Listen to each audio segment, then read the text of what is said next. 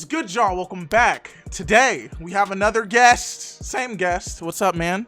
Another bro, same person, dude. Yeah, I know, but like, you know, like another one, because it's for like another video. Yeah, but I'm the same person. You could have said just I'm back or something like that. You know what? See, now you making me want to re-record it now. But like, I don't even know if I should. No, we're like, keeping maybe, it. You made like, me maybe keep I it. should keep it in. Yeah, maybe you should. You know what? All right, you're right. I'm gonna keep it in. But he's back. Our first fight. Aw, adorable. But nah, so I was gonna record this shit solo, and I couldn't. I need way more explanation, so I had to get my mans in here to explain it a little bit while we watch it. So we're here. So I hope you guys enjoy the little dual reaction we're about to do. You ready, man? So real quick, the reason that I'm having you watch this is because on Sunday's race at Martinsville, I won't say similar thing, but it's like a small similar thing, because it wasn't as bad. It wasn't as bad, but it was definitely more blatant.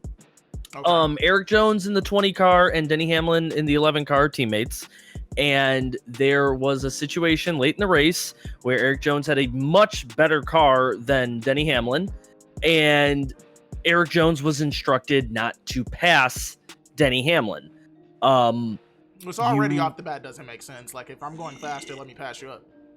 Yeah, and the reason that he was told not to was because they are teammates, and Denny Hamlin at that point was only 1 point in the playoffs. Like, he was only 1 point to the good, and if he would have lost that position, and Kevin Harvick had the tiebreaker for everyone anyway, because at one point there was a three-way tie.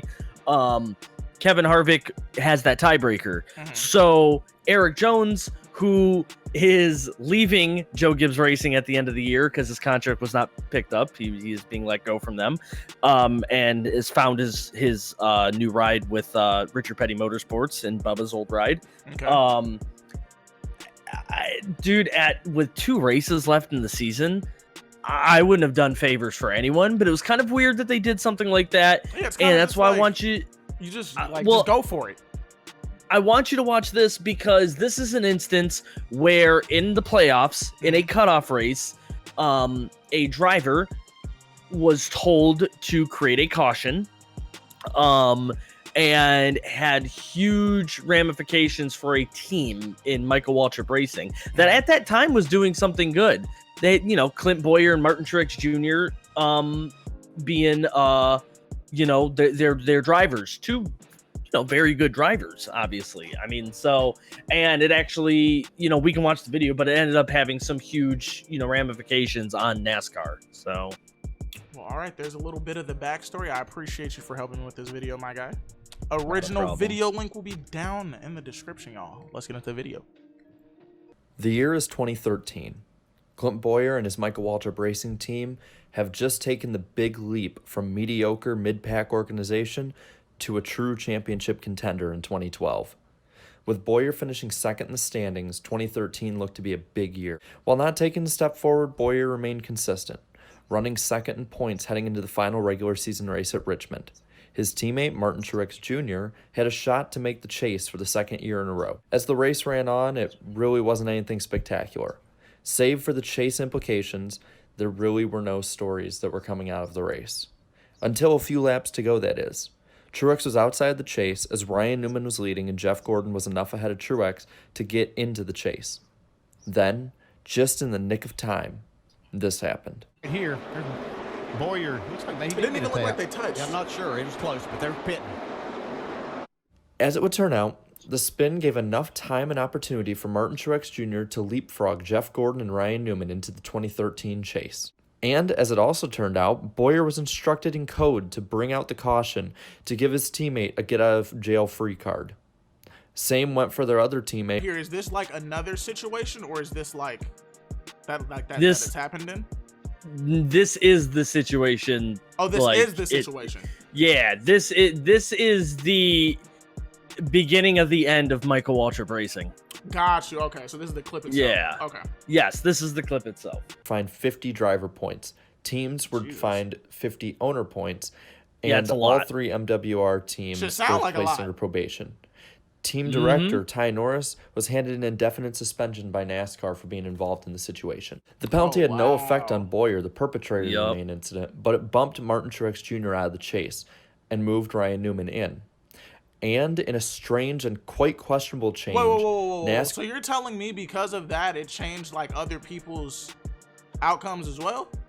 Yeah, because the whole point of doing that was to get Truex try to get Truex into the next round. Okay. And there was so many issues with that because, and like I said, this was the whole thing that goes back to the Erik Jones and Denny Hamlin situation, is that you are manipulating the outcome of a race to advance your position, where it wasn't as bad as spinning out or dropping into the pits for no reason, to give someone an extra point.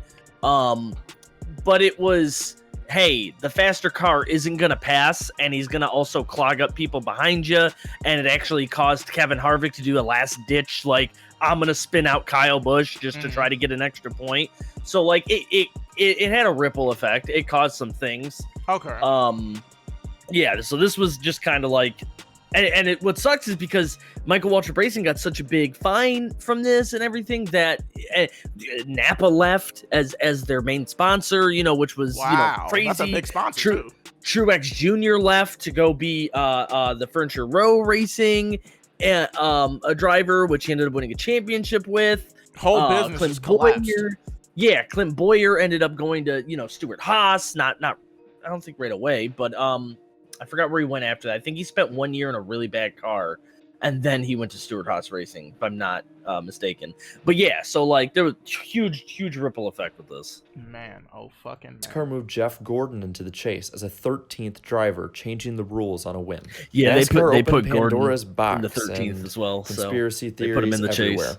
Ain't that But seeing how this guy was behind all of it, Alex no one Jones. should have been Alex surprised. Jones. Also, a new rule where NASCAR wanted all drivers to go at 100% during the whole race, going 100% for the win, that is, because they didn't do that already, apparently. It's a useless rule that NASCAR barely ever uses or brings up, but at Erik the time, Jones wasn't going to push 100%. drivers and teams away from similar activities like the ones that Boyer and MWR committed at Richmond. The overall effect of the rule change and the chase change was another hit to NASCAR's credibility in the long run. But that's not to say that there weren't huge changes due to Spingate in the long term. MWR already was trending downwards through 2013. In 2012, Clint Boyer and his teammate Martin Truex Jr. either garnered wins and or were consistent enough to make the chase. For Boyer, the wins went away, and for Truex, the consistency went away. MWR went from having 3 wins to 2 in 2013 before never winning a race again. Due to the I want to say this now. I feel like I already know where my mind is for how I'm going to answer your question at the end. Just because, based off of what I'm hearing, and the rules haven't changed, right? Nothing's changed? No. You're still supposed to go 100%. Yeah. It should have been the exact same thing. Same Like, fine.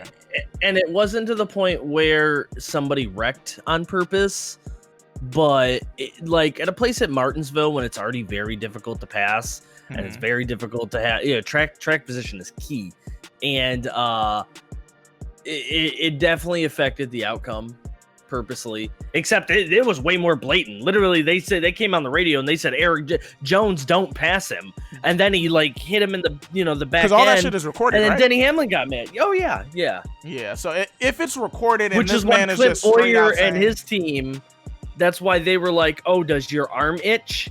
And he goes, yeah, and all of a sudden he spun out. Yeah, they at least tried to be a little okay. So Yeah, they that's tried why to he at said, least "Does your cover arm it itch?" up. Yeah, But they just didn't. It still didn't work for them. no. But then with them, they just straight out said, "Oh yeah," and then nothing happened. Yep. Like that's not fair. That's not fair. controversy, MWR's longtime sponsor Napa Auto Parts quickly announced that they would part ways with the team. Napa ended up going with the young Chase Elliott. How'd that go in the long run? Boy, Chase. Gonna win at the Monster Mile. That sound familiar. Due to not being decision. able to attract sponsorship, Truex would be forced to part ways with Waltrip. Truex ended up signing for 2014 with Furniture Row Racing. The team really struggled in 2014, but became an elite team the following year with Truex. We'll have more on Furniture Row in a bit. Back at MWR, 2014 turned into a faster roll downhill. The team went from 3 full-time rides to 2, and neither driver made the rebranded 16-driver chase. Clint Bowyer finished 19th in points, while Brian Vickers floundered in 22nd. Going into 2015, it started to become clear that Toyota needed a new team to get behind other than Joe Gibbs Racing. Through 2015, Furniture Row 78 Chevrolet was a front-runner with Truex. As for MWR, they had only one driver left to compete for the title, Clint Bowyer's 15 car. These two drivers both made the chase, Bowyer being bounced early and finishing last in the chase, while Truex finished 4th, making the final round. With this taking shape, Toyota and FRR struck a deal, and had the 78 be an affiliate of Joe Gibbs Racing. The 78 never missed the playoffs again after that. But without Toyota's backing, MWR never raced again after 2015. Driver Clint Bowyer would eventually land at Stewart-Haas Racing to replace Tony Stewart when he retired. The Toyota alliance with Furniture Row at the expense of MWR eventually led to Truex getting to the highest point in the sport. Interestingly enough, former MWR sponsor 5 Hour Energy was one of Truex's primary sponsors. But looking back, Spingate didn't just change a race in 2013, or even that season. No, Spingate helped change and shape the future of NASCAR moving forward. Because of Spingate, Napa Auto Parts was open, and it was able to sponsor and get behind the new face of the sport, Chase Elliott. Without a sponsor, Martin Truex Jr. was forced into a golden opportunity that allowed him to win a Cup championship. He now has went from an upper mediocre driver to an elite driver in the Cup Series. 5 Hour Energy not sponsoring anyone helped open the door to start Eric Jones's career. Clint Bowyer struggled due to Spingate, it seemed, in the short term. Sponsors really be making people's careers, huh? Revenge on Oh, him. yeah. But if you've sponsorship backing, you can get into a good ride. Since then, has been put into the best ride of his career at SHR. Toyota leaving MWR for Furniture Row gained Toyota a championship. And with all this, an infamous story has now been etched into NASCAR's history books. And we all had a happy ending, except for Michael Waltrip. That when you look back at Spingate, don't think of all the negative things that happened. Think of all the amazing opportunities that came out of it. It was a moment that changed the sport forever. Okay. The way he ended that, he's right, because clearly after all that happened, people's careers definitely changed after that whole situation, right? Yeah.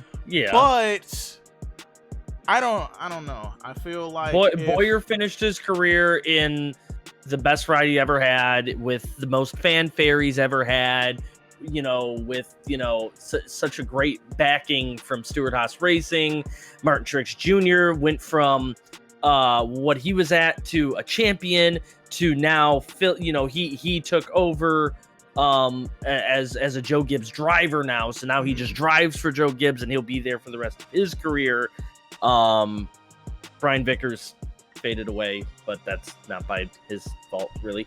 I feel like the things that really suck is for Michael Waltrip and Ty Norris, right? Because it's like yeah. Now with the whole thing, happening again, basically, it's just like you guys know the consequences that could have happened if they would have went through with everything that they went through. Mm-hmm. But they still did it anyways. I'm nowhere near saying that what happened in Spingate is anywhere close to what happened to saying Eric Jones don't pass him. Yeah. Because, it's nowhere close to the severity. But I'm saying that if we're NASCAR, and I think every single NASCAR fan will agree, is that NASCAR is very loose with their rules. I see. Where things are a penalty for one team, but not for the other. And not for the other. And so NASCAR has a little bit of issue with picking favorites. Oh yeah, for sure, 100%. Yeah. They're not gonna sit there and I love Chase to death, but if Chase were to do something, like a You pit think that crew shit would be member out the jumping window? over a wall early and then resetting himself, you best believe that not all of a sudden, because the rule was always there, but you best believe that they will go into that rule book real quick and be like, do we have a protocol for that? Any, sure like, enough, they do. loopholes? Cool. Yeah. I mean, that wasn't a loophole. That was an actual rule with Chase Elliott's pit crew member jumping over the wall early and then resetting. But no one knew that. And all of a sudden, like, they looked in the rule book and they were like, oh, it is there.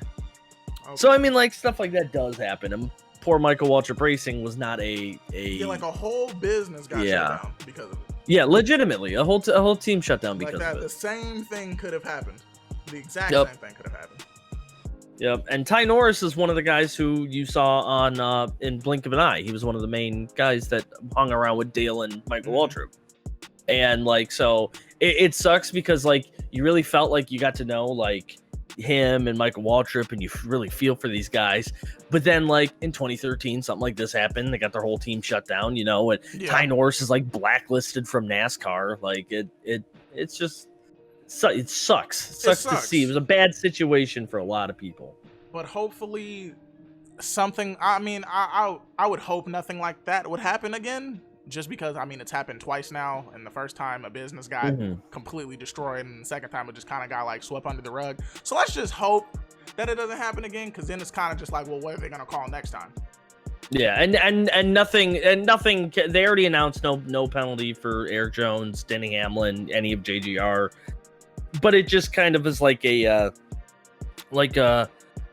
similarity. It's a similar situation. You're affecting an outcome of a race, not to the severity of wrecking, but it's just kind of like a weird thing to look at, and it teaches you something about like NASCAR history like that. So yeah. Well, I appreciate you helping me with the video, my friend. Not a problem, dude. Anytime. Hey, everyone, go follow my man's, support him. He knows way more about NASCAR than I do, so I'm pretty sure, you know, you guys would enjoy his stuff if he, you know. I love streamed. talking about NASCAR. Yeah, whenever I do decide to stream, I'm really lazy about that. Yeah, I'm gonna be on his ass. If you guys for ever you want to guys. talk, yeah, sure, do that. But if you ever want to talk, like, hit me up on Twitter or something like that. Well, there we go. You guys let me know down in the comments what y'all think about the whole situation. Do you guys think it should have been the same situation, or do you think it should have just got swept under the rug and just see where it goes from there? But I hope you guys enjoyed the reaction. Like, comment, subscribe. One more thing. One more thing. Okay. Chase Elliott's in the championship 4. Go Chase Elliott. Go Chase! That was a perfect way to end it. Like, comment, subscribe. I'll see y'all next video. I love y'all. Peace. They wanna forward, like I was down bad, was stuck in the mud. Now nigga done cleaned up Louis V on the so-so.